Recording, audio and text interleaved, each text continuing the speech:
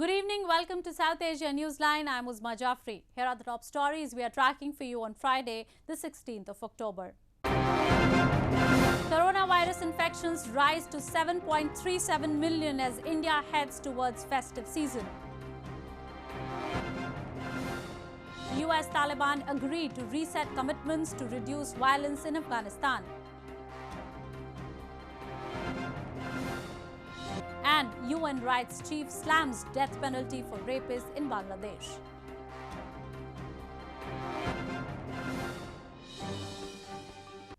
And now for all the details. India's coronavirus cases tally stood at 7.37 million on Friday, with more than 112,000 deaths so far. Authorities have urged people to follow COVID-19 appropriate behavior in view of the upcoming festival and winter season, which pose additional challenges in the fight against the pandemic.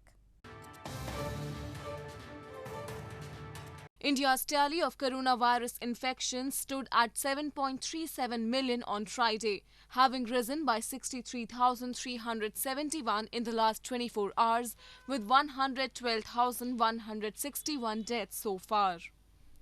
Though the overall recovery rate is 87.56% and active cases have been on the downslide, government experts are worried about an escalation in cases during the upcoming festival season along with the onset of winters, which pose additional challenges in the fight against the pandemic. With Hindu festival of Navratri or 9 nights beginning from Saturday, authorities of Sri Mata Vaishno Devi Shrine in Jammu and Kashmir and Mansa Devi Temple in Haryana state have made special arrangements to ensure safety, as the limit of number of pilgrims has also been increased. COVID-19 rapid antigen testing, sanitizing, wearing mask and social distancing have been made mandatory. बहुत अच्छे arrangement हैं, securities काफ़ी हैं।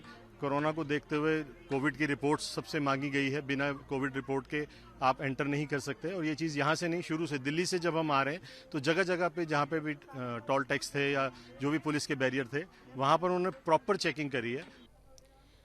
Despite rising cases, cash-short state governments are still reluctant to stop people from venturing out during the money-spinning Hindu festivals of Durga Puja next week and Diwali in mid-November, as they generate vital income for many people with bumper buying of gifts and sweets.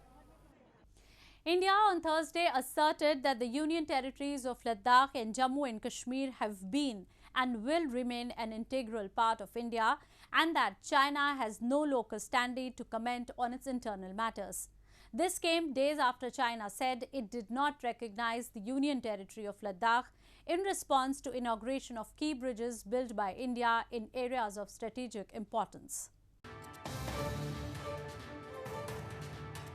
India on Thursday asserted that the Union territories of Ladakh and Jammu and Kashmir have been and will remain an integral part of India, and that China has no local standi to comment on its internal matters. The assertion by India's foreign ministry came days after China said it did not recognize the Union territory of Ladakh, illegally set up by India, in response to Indian Defence Minister Rajnath Singh inaugurating 44 key bridges built in areas of strategic importance, including in Ladakh, Arunachal Pradesh, Sikkim and Jammu and Kashmir.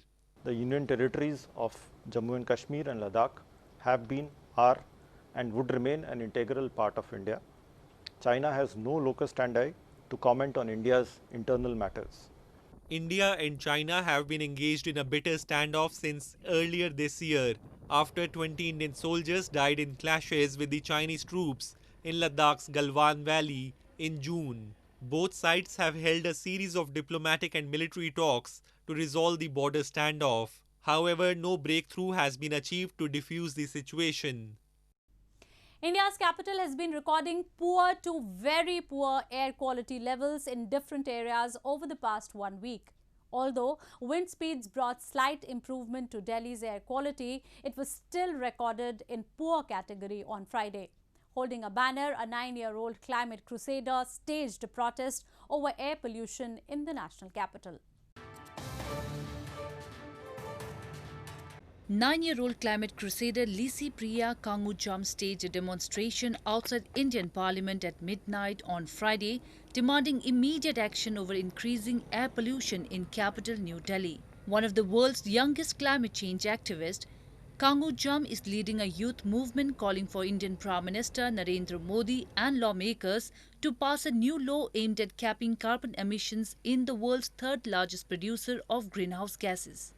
Our leaders don't hear our voice in the daytime, so I'm trying to do the protest in the nighttime, and I want our leaders to take immediate climate action to fight this air pollution.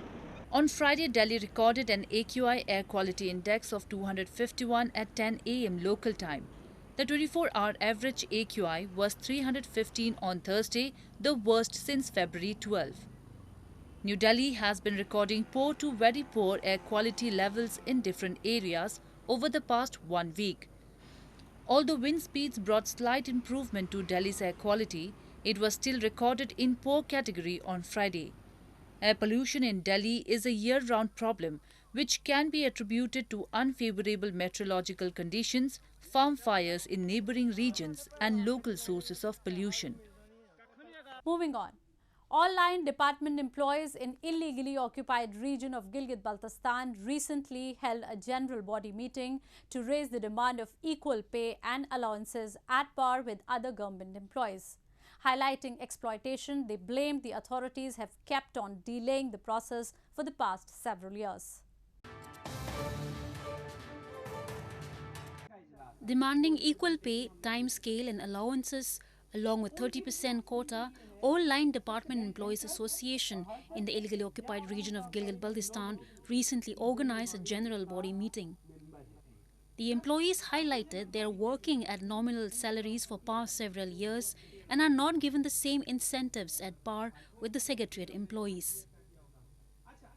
They warned to intensify protests against the government if their demands are not met. यानी एहसन तरीके से जैसे और इदारे हैं उनको देखा जाता है, इसी तरह हमें भी ऐसे नज़रों से देखा जाए तो इंशाअल्लाह ताला ये उनके हक़ में भी बेहतरी है और हमारे हक़ में भी बेहतरी है। अगर खुदा न खास्ता कुछ इस किस्म की मतलब यानी बात हो गई कि वो हमें मुसलसल नेगलेक्ट करते ही रहेंगे और बिल्कुल हमारे ऊपर जुल्म बर्बरियत जो है वो करते रहेंगे, तो इस तरह तो जिसके ऊपर जुल्म होता है वो लाजमी बात है कि वो मतलब रोड पे तो आ जाता है। Locals and government workers in Gilgit-Baltistan have to often hit the streets to demand even the basic rights.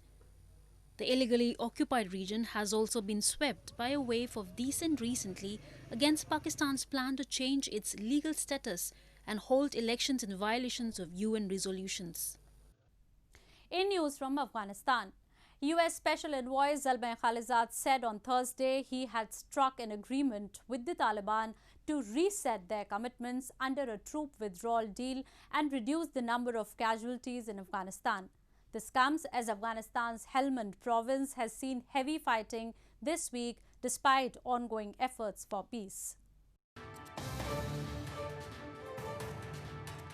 U.S. Special Envoy Zalmay Khalilzad said on Thursday he had struck an agreement with the insurgent Taliban to reset their commitments under a troop withdrawal deal and reduce the number of casualties in Afghanistan, which has seen heavy fighting in southern Helmand province.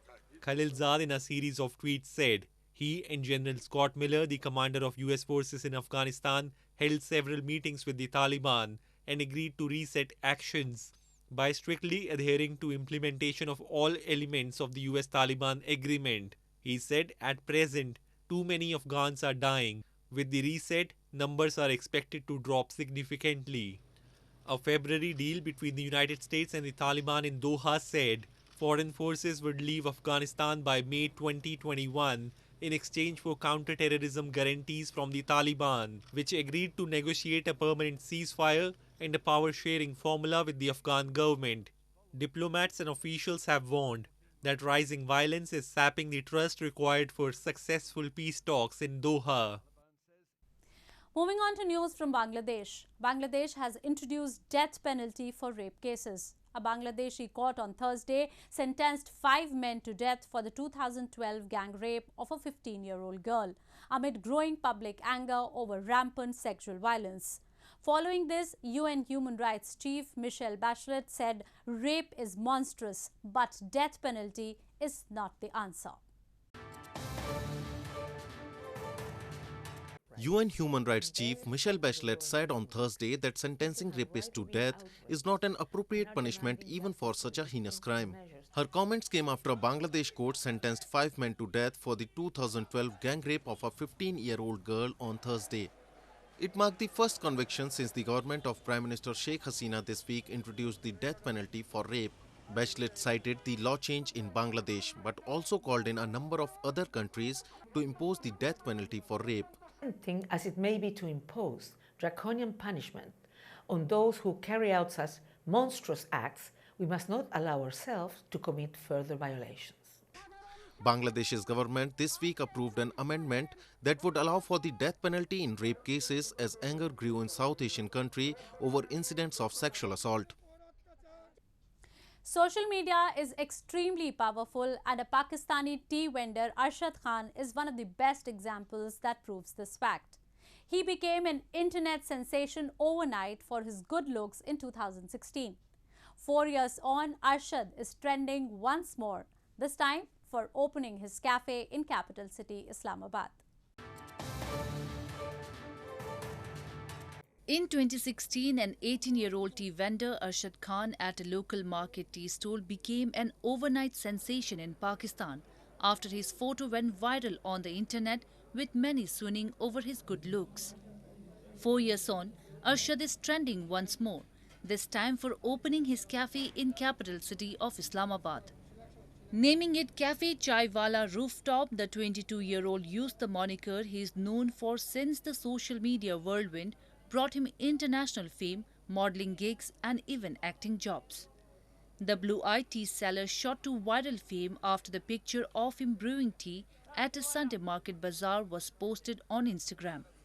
It was swiftly shared thousands of times, making him a social media sensation. मैं दिहाड़ी कमा करता था, दिहाड़ी पे मैं काम करता था। दिहाड़ी का तो आपको पता ही ज़्यादा से ज़्यादा 450-500 ही होते हैं। उसके बाद फिर ये हुआ कि मैंने काम स्टार्ट किया, इस फील्ड में आया हूँ। इस फील्ड में ये तो ज़्यादा आप लोगों से ज़्यादा बेहतर एक्टर या मॉडल ही जानते हैं कि क्या होता है। कुछ अच्छे प्रोजेक्ट्स भी मिले हैं, कभी होते हैं कभी नहीं होते हैं, तो ये सिलसिला चलता रहा। अभी मैंने अपना जो कैफ़े लॉन्च किया वो मैंने इसलिए किया कि मुसलसल ये एक बिजनेस है, कुछ न कुछ यहाँ से आता रहेगा। But the starry-eyed young man has an even bigger dream in sight. Khan, an ethnic Pashtun, hopes to use his fame and cafe to set up a school for impoverished children.